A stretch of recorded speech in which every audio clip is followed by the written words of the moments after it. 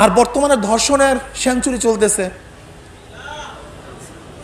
মনে আছে তো জাহাঙ্গীর ইউনিভার্সিটিতে এক ধর্ষক ধর্ষণ করে ধর্ষণের সেঞ্চুরি করছিল, মনে আছে? সে কোন সংগঠনের আমরা সবাই জানি। ওই একই সংগঠনের লোকগুলি আবার ওই বিএমসি কলেজ এমসি কলেজেও একই কাজ করছে।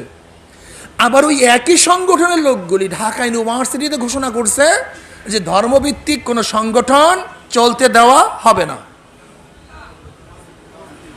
আবার ওই ওই স্লোগানের সময়, ওই আন্দোলনের সময় আবার এক মহিলা প্লেকার্ড দিয়ে দাঁড়ায় রয়েছে যে আপনাদের মেয়েদেরকে যৌন শিক্ষা দিন, যৌন শিক্ষা দেওয়ার জন্য আবার প্লেকার্ড দিয়ে দিস। বুঝেন সাংঘর্ষিক বক্তব্য? বুঝেন যারা ধর্ষণের সেঞ্চুরি পালন করছে, যারা এমসি কলেজে ধর্ষণ করছে, আবার তারাই ধর্ষণের বিরুদ্ধে আন্দোলন করতেছে। আবার একই আন্দোলনের মধ্যে ব্যানার নিয়ে দাঁড়ানো আছে যে মেয়েদেরকে যৌন শিক্ষা দিন। কি বুঝতেছেন দেশটা কোথায় গেছে? আমি ওই হিন্দু ছেলেটাকে বলবো, যে হিন্দু ছেলেটা বাংলাদেশের 92% মুসলমানদের দেশের জমিতে দাঁড়িয়ে বলছে ধর্মভিত্তিক সংগঠন ঈশা ছাত্র আন্দোলনকে বন্ধ করবে, তাদের সাথে মোকাবেলা করে তারপরে সংগঠন করতে হবে। আমি হিন্দু ছেলেটাকে বলবো, এই বক্তব্য তোমার ক্যালকাটায় সাজায়, ইন্ডিয়া সাজায়, বাংলাদেশে সাজায় না। এটা বাংলাদেশের স্লোগান নয়, এটা বাংলাদেশের বক্তব্য নয়।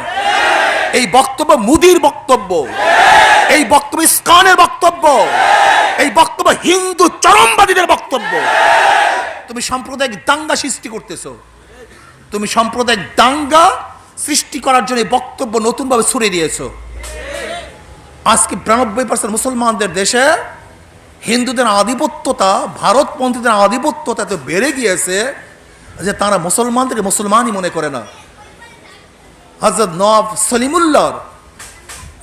সলিমুল্লাহর প্রতিষ্ঠিত, মুসলমানদের প্রতিষ্ঠিত ইউনিভার্সিটির মধ্যে ইসলাম অনুযায়ী সংগঠন চলবে না, ইসকন অনুযায়ী সংগঠন চলবে, মোদি অনুযায়ী সংগঠন চলবে, আরএস অনুযায়ী সংগঠন চলবে না, বরং মদিনা অনুযায়ী সংগঠন চলবে।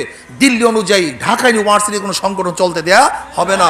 আল্লাহ পাক আমাকে এবং আমাদের সবাইকে ইসলাম অনুযায়ী চলার তৌফিক দান করে।